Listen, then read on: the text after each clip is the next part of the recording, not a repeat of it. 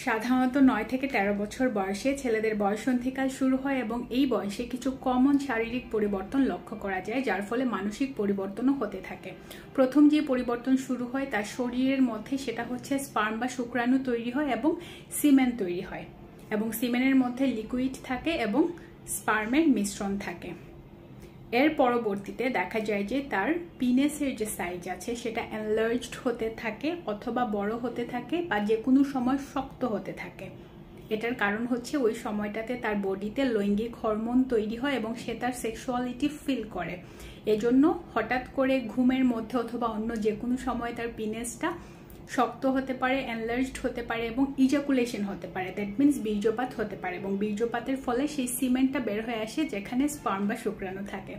Second যে পরিবর্তন সেটা হচ্ছে তার জেনিটাল এরিয়াতে বা পিউবিক এরিয়াতে লোম গজাতে থাকে, দ্যাট মিনস অন্ডকোষ এবং পিনেসের আশেপাশের জায়গাতে লোম গজাতে থাকে, এবং জেনিটাল যে পার্ট আছে বা প্রজনন যে অঙ্গ প্রত্যঙ্গ আছে সেগুলো ধীরে ধীরে আকৃতিতে বড় হতে থাকে, কালারে গাঢ় হতে থাকে এবং বিভিন্ন পরিবর্তন সে লক্ষ্য করতে পারে।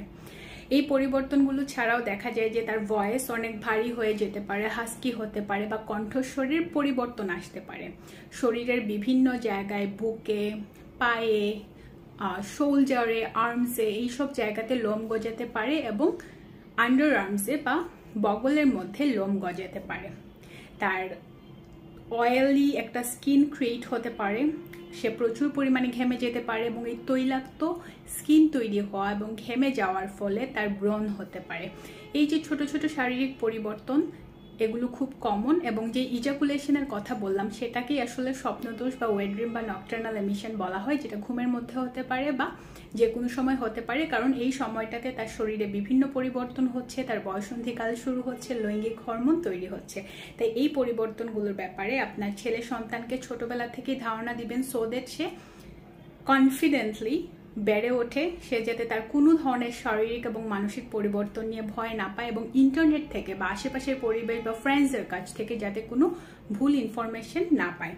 আপনার ছেলে সন্তানকে, পরিবারের ছোট সদস্যকে বা জুনিয়র কেউ আপনার পরিবারে যদি থাকে বা আশেপাশে থাকে, ডেফিনেটলি তাদেরকে বয়ঃসন্ধি কাল থেকে শারীরিক পরিবর্তনগুলোর কথা বলবেন। এটার ফলে মানসিক পরিবর্তন হবে এটাও বলবেন, এবং good touch, bad touch, consent, এই জিনিসগুলো 4 বছর বা 3 বছর বয়স থেকেই তাদেরকে শেখাবেন।